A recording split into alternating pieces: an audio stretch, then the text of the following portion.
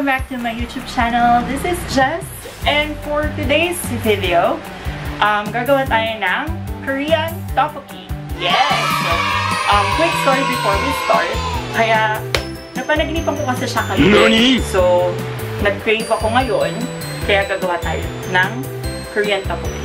So, let's start. So, for the ingredients, syempre kailangan natin ng Korean rice cake. Yan. So, this is 1 kilo of Korean rice cake. Nabili ko siya for 219 pesos sa Korean market siyaan sa Antipolo. And then, syempre wala akong nabiling fish cake kasi medyo mahal siya. 300 pesos yung 1 kilo. So, we will put a twist on it. So, parang Filipino style lang din. So, I have here kikiam. So, instead of fish cake, I'll use kikiam. Pares lang naman sila. Pinasosyal lang yung pangalan. Also, I don't have Korean sausage. So, alternate. Hotdog. So, magawa tayo ng hotdog. I-slice natin siya. And then, for the sauce, syempre, hindi mawawala ang ating Korean chili paste. Pwede mo siyang bilhin yung 1 kilo niya or pwede din ito kasi onti lang naman yung gagamitin natin. Then, chili powder, or pwede kayo kung gusto nyo ng masyosya, may Korean chili powder sila doon. Natanong ko, 1 kilo lang yung binibenta nila, so that's 350 kung di ako nagkamali. Then also, this is corn syrup. So yung corn syrup, magdadagdag lang siya din dito ng paste. Then also, sugar. Kung white sugar yung gamitin natin. Then, yun yung sauce. Then, kung meron kayong onion leeks, gamitin nyo rin siya. Or cabbage. Optional lang din yung cabbage. Pero mas prefer kung gamitin nyo yung onion leeks. Then, also, white onion. I-chop natin siya for garnish. And then, for the toppings, this is optional. Or kung gusto nyo lang ng isa, okay lang. So, for me, ilalagay ko yung Korean crispy seaweed or kiminori. Then also I have here sesame seeds. And then syempre, pwede kayong gumamit ng quail egg or chicken egg. For today, I'm going to use chicken egg. Iboboil natin siya para ilagay sa ating tteokbokki. So yun yung mga ingredients na kailangan natin for this menu. So for tteokbokki. So let's start now preparing our dish. Okay, to start off, let's cut yung mga ingredients natin. Since I bought yung pre-cut na tteokbokki or rice cake, hindi na natin siya i-cut. Pero nasa inyo pa rin yun kung gusto nyo siya i-cut into smaller pieces. Ako okay na siya ng ganyan. Then I have yung sausage, i-cut natin siya ng diagonal. Siyempre, tanggalin natin yung plastic.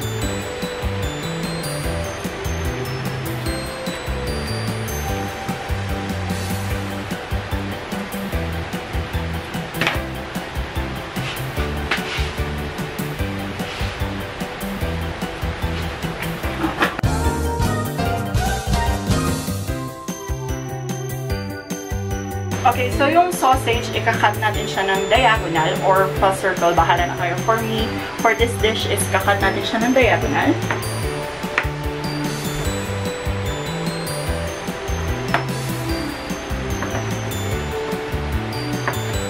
A few moments later.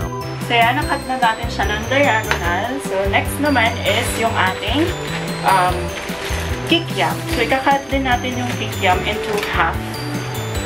Para medyo mas madami-dami yung nakalagay sa atin.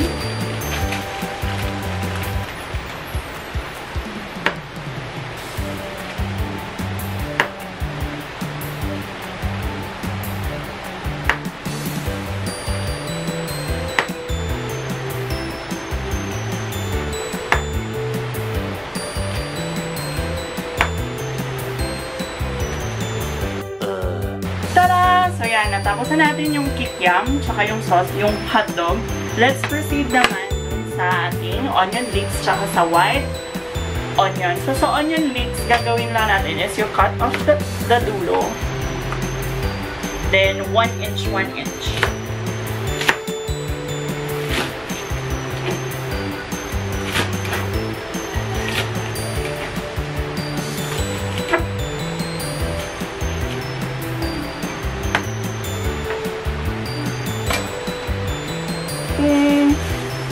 there you go. 1 inch yung size. Pero depende din sa inyo kung anong gusto nyo size. Akin kasi, nung ginagawa ko dati, nasa Baguio pa ako, 1 inch. So, there. Sa onion naman, sa white onion, cut nyo lang siya into half. Then, slice nyo lang siya. Okay.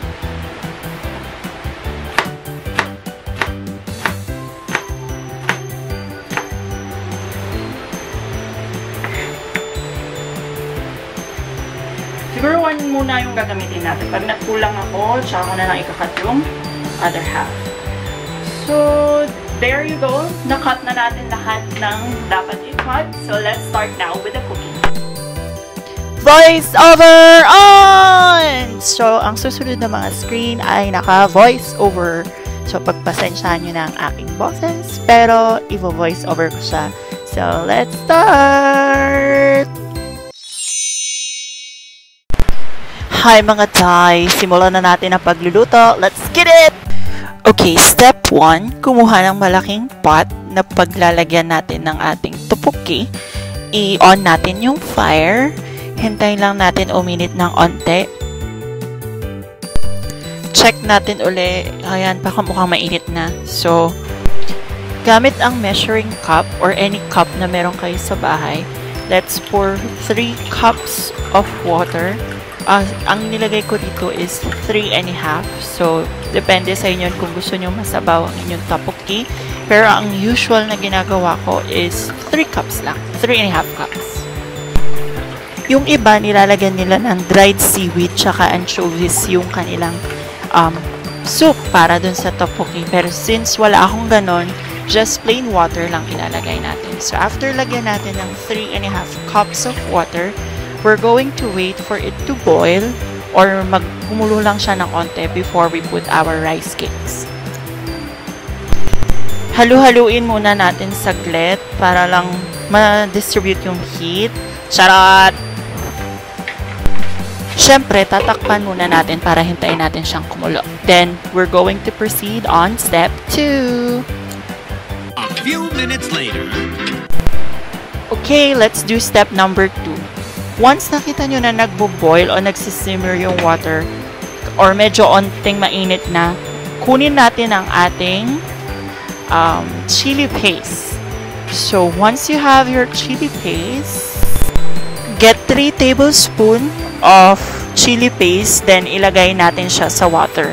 Yun yung usual measurement na ginagamit ko if I'm going to cook a tteokbokki. So, 1, 2, 3 scoops lang. Then, you mix it well kasama yung spoon dun sa water para ma-dissolve yung natitirang paste dun sa spoon.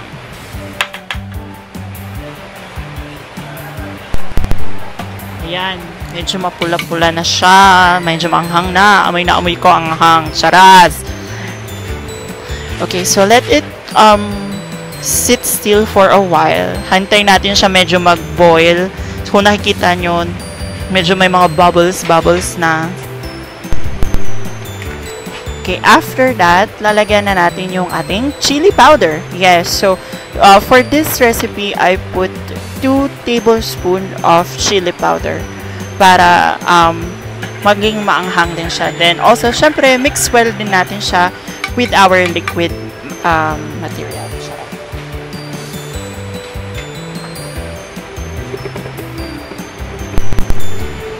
After ng chili powder, let's now put our corn syrup. So, yung corn syrup is yung parang medyo magpapatamis sa kanya onte.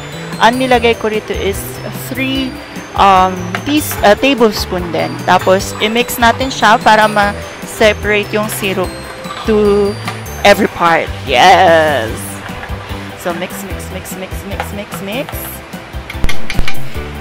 And then, we're going to put 2 tablespoons of soy sauce. Yan. Siyempre, i-mix din natin siya. Yan, mix lang uli. Mix lang ng mix.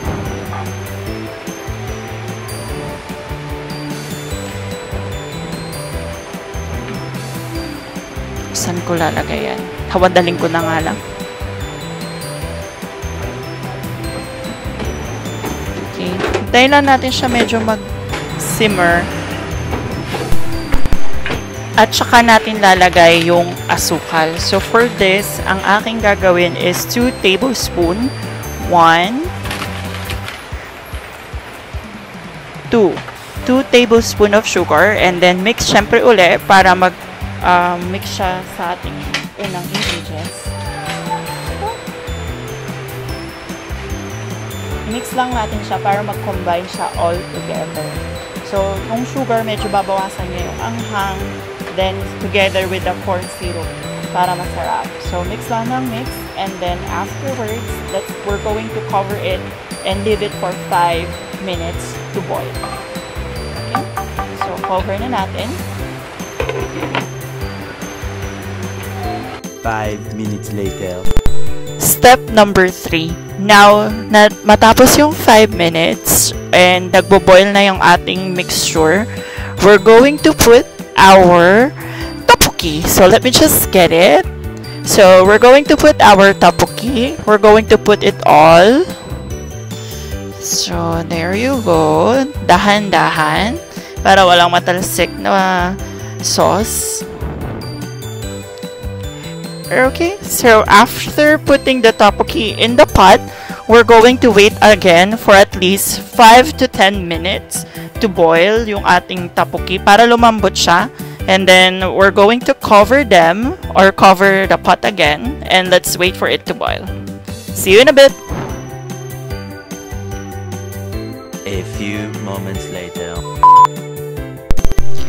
Okay, so we're back. After natin siya pakuluan, then mukhang soft na yung tteokbokki, let's get our kikiam and hotdog and then put them in the pot para sila din lumambot. So, let's put first our kikiam. Yan. Okay, then let's mix it first. And then after that, let's put our hot dogs. And then once all of it are in the pot, we're going to mix them all together. And it's the best of both worlds. Charot, Hannah Montana. Yon. So, mimix natin siya lahat para makuha niya yung sauce, yung anghang ng sauce. Okay, mix. After natin ma-mix or ma-make sure na na-distribute na yung hotdog, yung kikiam sa pot, kunin naman natin ngayon ang ating onion, white onion, tsaka yung onion leeks. So, we're going to put the white onion sa pot din. And then, segregate natin siya to different parts of the pot. Okay. So, naghugas po ako ng kamay. Disclosure. So, yan. Mix natin siya uli. Lagay natin yan dyan. Then, let's put naman our onion leeks. So, ilalagay lang natin siya sa top kasi kukoveran pa natin siya. And we're going to leave it at least for 5 to 10 minutes again to boil. Just to make sure na naluto din yung kikiam tsaka hotdog sa loob. So, yan. Press lang natin saglit. Then, cover the pot again. And let's wait for at least 5 to 10 minutes. See you again in a bit. A little longer than a few minutes later. Tada! Ito na yung aking nagawang tteokbokki! Wow! Mukhang masarap. Okay. Titikman ko po. Wisin ko lang yung camera. Titikman ko po. Tikman mo na! Bisa mo!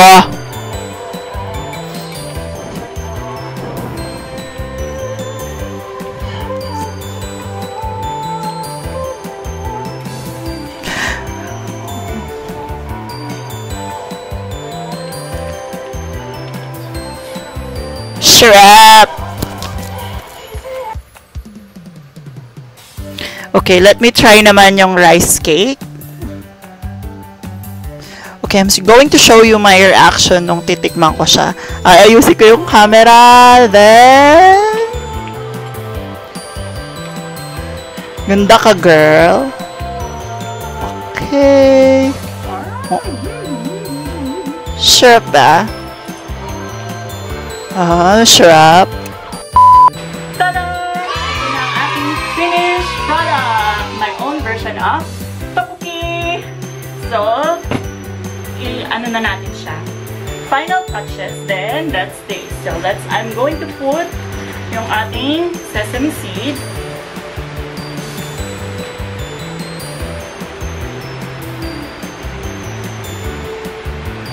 Sa toppings niya. Yan. Okay. So, I have here my bowl. Lalagay na natin siya para tikman. Siyempre, mimix muna natin para mapunta yung malambot sa taas. Tapos, ma-distribute din yung heat. Okay. I'll put it here.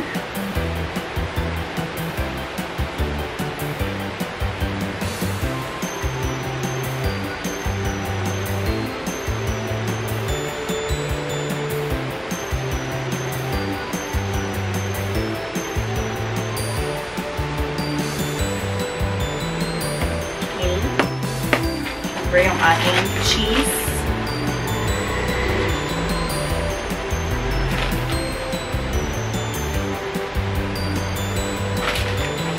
Lagyan din natin siya ng ating egg. So, binoil ko na yung egg kanina habang nagluluto ako ng tteokbokki. Tingin natin siya sa gitna. Ay! Nasira! Well, it's okay.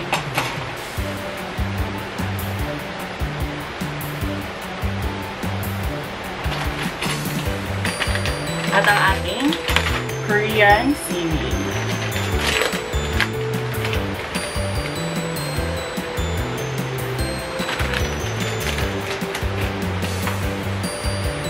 And tada! Ito po ang ating finished product. Sige, tingnan natin. Yan po guys, ang ating finished design. Yes! So, cheese, egg, tsaka yung seaweed. Korean seaweed. Yan! Okay, so let's try it, guys! Mix, mix, mix, mix, mix. Try natin. Wait.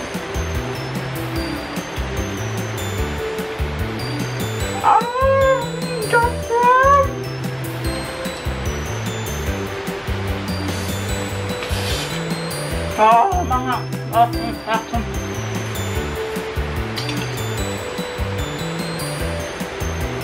Masarap siya, mga. Parang masarap din ang soda. Kuha tayo sa 1, 2, 3. So, syempre, na-Korean dish tayo. Kailangan din natin ng Korean soda. So, bumili din ako ng Chilsung cider. Ito daw yung Sprite nila doon. Oh, sarap nun.